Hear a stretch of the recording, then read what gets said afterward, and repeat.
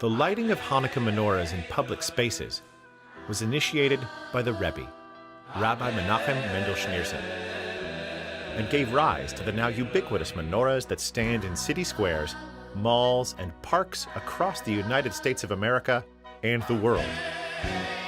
On the eve of Hanukkah in 1980, the Rebbe wrote a letter explaining the reasoning and inspiration of the public menorah.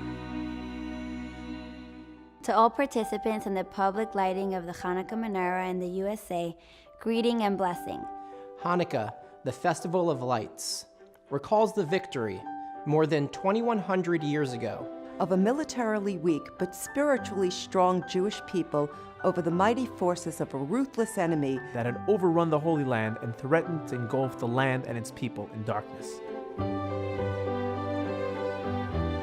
The miraculous victory, culminating with the dedication of the sanctuary in Jerusalem and the rekindling of the menorah, which had been desecrated and extinguished by the enemy, has been celebrated annually ever since during these 8 days of Hanukkah, especially by lighting the Hanukkah menorah, also as a symbol and message of the triumph of freedom over oppression, of spirit over matter, of light over darkness.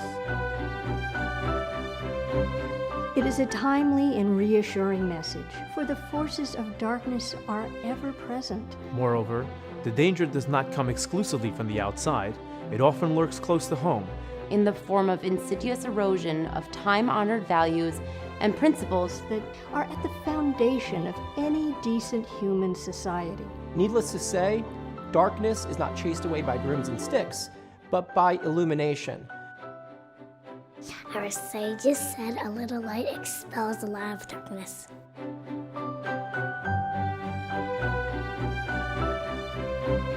The Hanukkah light reminds us in the most obvious way that illumination begins at home. Within oneself and one's family, by increasing and intensifying the light of Torah and mitzvahs in the everyday experience, even as the Hanukkah lights are kindled in growing numbers from day to day. But though it begins at home, it does not stop there. Such is the nature of light, that when one kindles a light for one's own benefit, it benefits also all who are in the vicinity. Indeed, the Hanukkah lights are expressly meant to illuminate the outside, symbolically alluding to the duty to bring light also to those who, for one reason or another, still walk in darkness. Rebbe, thank you and happy Hanukkah. Happy birthday, lighting Hanukkah. Thank you, Rebbe. It must be lighting on the outside also. Thank you, Rebbe. That is the message of Hanukkah. Thank you. The light on people's doors in such a manner that it will light the street around your home. Thank you, Rebbe. I need it in my neighborhood. Yes, very much bless you. What is true of the individual is true of a nation, especially this great United States, united under God and generously blessed by God with material as well as spiritual riches.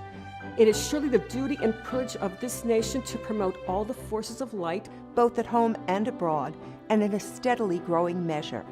Let us pray that the message of the Hanukkah lights will illuminate the everyday life of everyone personally and of the society at large, for a brighter life in every respect, both materially and spiritually. With esteem and blessing in the spirit of Hanukkah, M. Schneerson.